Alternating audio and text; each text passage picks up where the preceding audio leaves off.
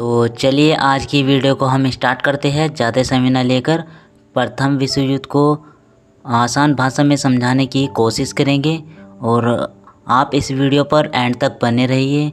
हमारे YouTube channel पर अगर आप नए हो तो कृपया करके इसे सब्सक्राइब करिए और बेल आइकन दबाना ना भूलें। तो चलिए, प्रथम विश्व युद्ध, फिर कहे वर्ल्ड वॉर 1, इसे द ग्रेट वॉर और ग्लोबल वॉर के नाम से भी जाना जाता है क्योंकि यह बहुत ही भयानक, विशाल, डरावना युद्ध था, इसलिए इसे द ग्रेट वॉर कहा जाता है।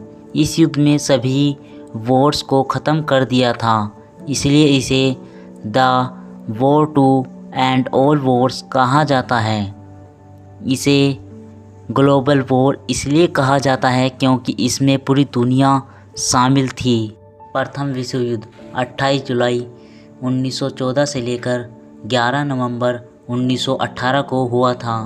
यह युद्ध इतना भयानक था कि इसमें 1,70,00,000 लोगों की मृत्यु हुई थी।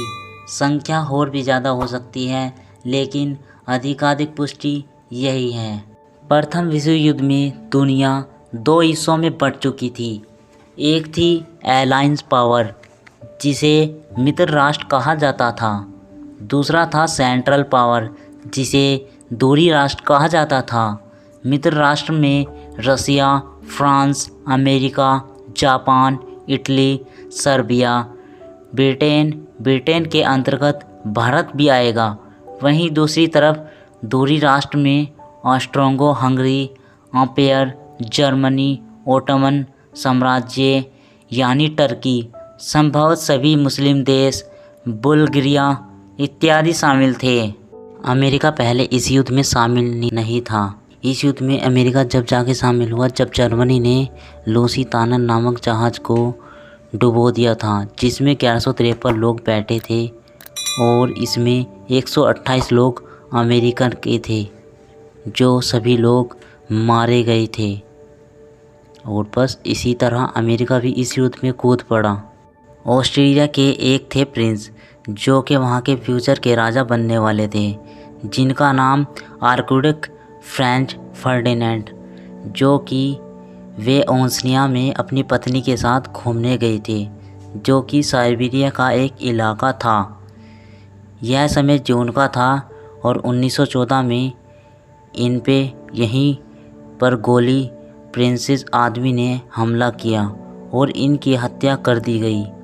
इनकी हत्या में एक ब्लैक हैंड नामक संस्था का भी हाथ था। बस इसके बाद ऑस्ट्रिया ने सर्बिया पर हमला कर दिया।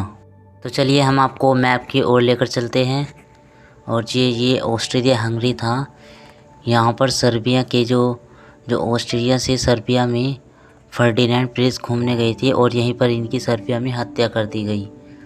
तो ऑस्ट्रिया ने सर्बिया पर हमला कर दिया और सर्बिया ने रसिया से मदद मांगी और रसिया ने ऑस्ट्रिया पर हमला कर दिया सर्बिया के समर्थन में। और जापान ने भी रसिया पर हमला कर दिया। और जो ये ओटोमन एम्पायर था, जो अब तुर्की का इलाका है, और यहाँ से फ्रांस ने भी जर्मनी पर हमला कर दिया और ग्रेट ब्रिटेन ने भी जर्मनी पर हमला कर दिया। अमेरिका जाके 1917 में इस युद्ध में शामिल हो गया और जापान भी इस युद्ध में शामिल बाद में हो गया था। इस युद्ध में कम से कम 37 देशों ने भाग लिया और ये बहुत ही भयानक युद्ध था। इस युद्ध में 5 करोड़ लोग मारे गए और 2 करोड़ लोग से भी ज़्यादा घायल हो गए। विश्व युद्ध होने के 4 कारण थे। इसे हम मैन से डिफाइन करेंगे। नंबर 1 पर है मिलिट्रिज्म, नंबर 2 पर है अलायंस सिस्टम, नंबर 3 पर है एम्परियलिज्म और नंबर 4 पर है नेशनलिज्म। विश्व युद्ध होने के 4 कारणों को हम अलग अलग बारी बारी नंबर वाइज से देखेंगे। नंबर 1 पर है मिलिट्रिज्म। यह मिलिट्रिज्म का मतलब है कि यह सभी देश अपनी सेना की संख्या बढ़ा रहे थे। बहुत सारे देशों के बीच यह प्रतिस्पर्धा थी कि इन सभी में सबसे ज़्यादा मिसाइल कौन बन पाएगा, हथियार कौन बनाएगा, टैंक कौन बनाएगा, बड़े बड़े जहाज़ कौन बनाएगा। और जब कोई देश इन सब संसाधनों से परिपूर्ण होता है तब उनके लोगों में एवं उनकी सेना में यह अवधारणा आ गई थी कि कोई भी दूसरा देश हमारी सेना को, हमारे देश को हरा नहीं सकता। नंबर 2 पर है अलायंस सिस्टम। इसका तात्पर्य गुप्त समझौता। यह ऐसे समझौते होते हैं जो किसी अन्य दूसरे देशों को पता नहीं होता। यह समझौते गुप्त तरीकों से दो देशों के बीच होते हैं जिसकी जानकारी किसी तीसरे देश को नहीं होती थी। यह मुख्य कारण था जिससे अन्य देश भी विश्व युद्ध में कूदे थे जिनका कोई लेना देना भी नहीं था इस युद्ध से। फिर भी वह इन समझौते के कारण इस युद्ध में कूदे थे। नंबर 3 पर है इम्पेरियलिज्म। यह तात्पर्य है कि अफ्रीका बहुत बड़ा महाद्वीप था और उस समय के सभी ताकतवर देश यह सोचते थे कि जो जितना ज़्यादा कब्जा करेगा उसे ही सबसे ज़्यादा संसाधन मिलेंगे। इसमें ब्रिटेन हमेशा सबसे आगे रहता था एवं हर बार सफल भी होता था। इसमें एक बार महत्वपूर्ण शब्द आता है बैलेंस कॉन्सेशन।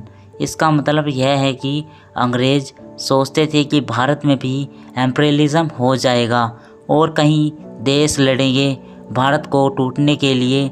जब हम भारत को आज़ाद कर देंगे ब्रिटेन की तरफ से तो 13 लाख भारतीय सैनिक विश्व युद्ध में प्रथम लड़े थे।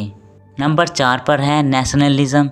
इसका मतलब यह है कि कुछ देश ऐसे होते थे जो किसी ताकतवर देश द्वारा गुलाम थे। वह इस देश युद्ध में लड़कर अपना एक स्वयं आज़ाद देश बनाना चाहते थे तो वह देश भी इस युद्ध में कूद पड़े। एक ब्रिटेन सैनिक ने जर्मनी के एक घायल सैनिक की मदद की और उसकी जान बचाई और वे आगे चलकर जर्मनी का शासक बना और द्वितीय विश्व युद्ध का दाता भी बना।